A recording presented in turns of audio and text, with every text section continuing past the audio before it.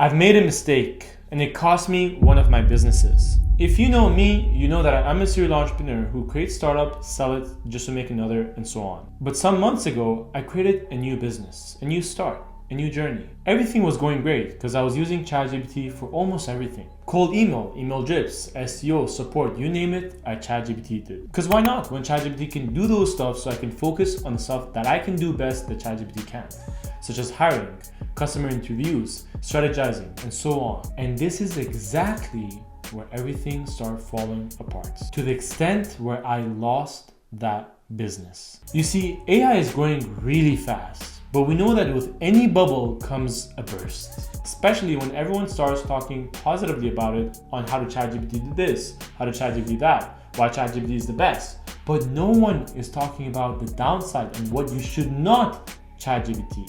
Which is why I am here to do the job for you so that you don't make the same mistake and instead leverage it over your competitors and let them make the mistakes and them fall while you rise to the top. And this is only the tip of the iceberg that I've got for you on when to use AI and when not to use AI and so much more that you don't want to miss out by smashing the subscribe button right now.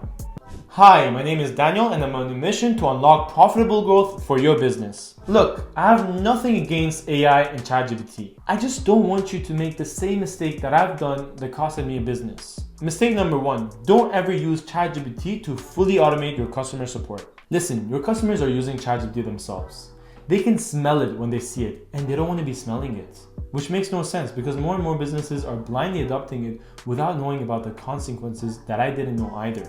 Which makes their competitors who are more conservative and giving the human touch to suck up all the customer base from them. Because that is exactly what happened to me when I started using ChatGPT to free myself from support. I only ended up shooting myself in the foot. Now, I'm not telling you to leave your job and do nothing but support, but I'm telling you that there's a better way to do this. The first way is to use a hybrid model, which the AI only answers what it can answer, and if it can't, then it's on to you or your team to answer it for the customer. The second one is my personal favorite, and is even more applicable for businesses that are high ticket sales. Not too high, they're charging thousands of dollars from their customers, but even if they charge $100 above per year from a customer, they qualify. And the way to do this is by completely strategizing your support. Where once a customer comes to your website and hasn't bought anything or become a paid customer, you want to be giving a human support as soon as you can, so that they know that you're not just one of them and you're serious about their business. And that is how you get trust and you get their wallet. Once you get the customer to pay for your service,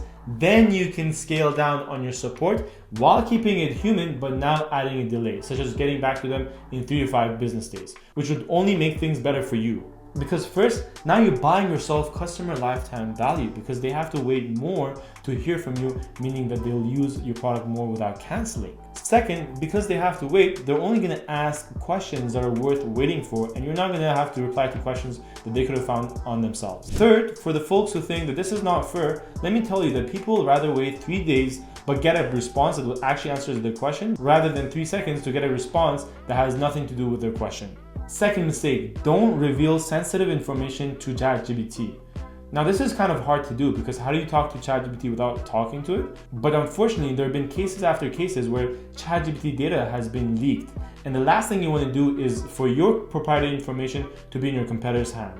Third, never ever let ChatGPT run your SEO. Let me tell you why as an SEO expert myself. I was a victim of it, where the moment ChatGPT came out, I thought that this is my SEO hero, until I realized that was the furthest from the case. Why? Well, even after prompting it to write an SEO optimized blogs, I realized my blogs are ranking on Google as fast as a turtle. And even when they were remotely making it to the first page, they fell all the way behind. And because of that, I had to do some research to find out why. Listen, you know your business and your customer. ChatGPT doesn't. And when ChatGPT tries to pretend like it does, it only does worse. Because it writes one shallow content over another and does not even address the questions of your customers because it really doesn't know your customers no matter how much you try. And to back this up, when I copy pasted each of those blogs that were prompted to be SEO optimized to SEMrush Assistant, it did not even give it a passing grade. Now don't worry, I'm not here to tell you to write all those blogs yourself just to break your back. or to hire someone to then break your bank, but rather I'm telling you to use the right AI that is born to do SEO, which I and savvy marketers use. There's nothing but automateseo.co. So let's jump into it together. Then you want to enter your website URL, which we're going to use a jewelry e-commerce store, and hit go, so that you can learn everything about your business. So it provides you the keyword that are high search volume and low keyword difficulty, which are the green keywords that you want to select. Now you want to make sure that you keep the toggle on automate SEO, because this is the actually SEO optimized blog. If you select on ChatGPT, then it's the one that is not optimized, and you're going to go back to square one with your blogs moving as fast as a turtle. The only reason they're actually providing ChatGPT as a support is to let you know that they're not charging you for something that is free, but rather they're just providing you, but recommending you to not use it because that doesn't get ranked. Anyway, let's keep going. We hit on next. Then it shows you your technical SEO that ChatGPT can't fight for you, and this AI does fight for you and makes it better for you, because technical SEO is half of SEO, and if you don't have it, you might as well not do SEO. So once you click on next again, so you move to the next page. Then once you start your subscription, then you're going to head to your dashboard, which is going to present you with even more keywords for you to schedule, so not only gets written but posted automatically on your behalf. And it's also going to tell you the search volume and the competition for each of those keywords, as you can see. So you see when I clicked on the jewelry keyword, it automatically rated a blog for me that is now ready to be scheduled. And by the way, while you're doing this, your technical SEO is being optimized in the background, so you have nothing to worry about. Now, as you can see, it's giving me a warning in your dashboard that is recommending me to warm up my email domain. What that basically means is that you should warm up your email domain.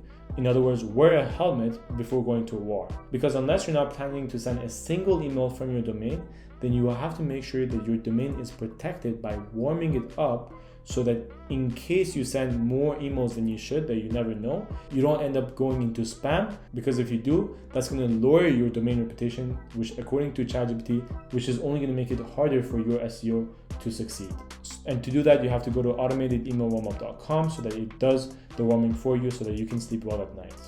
And that is that, but you don't want to be stopping here, because sooner than later, you will see that in your dashboard that your keywords are starting to rank on Google. And this is when you should start doing backlinking, which I will be explaining in the next video, as you can see above. Because if you don't, you might as well forget about SEO. So that is all for today, and in the next video I'm going to tell you how I saved the same business by doing a thing that no one wants to talk about, which made me to go from 0 to 20k MRR within the first month. So make sure you smash that subscribe button so you don't miss on it.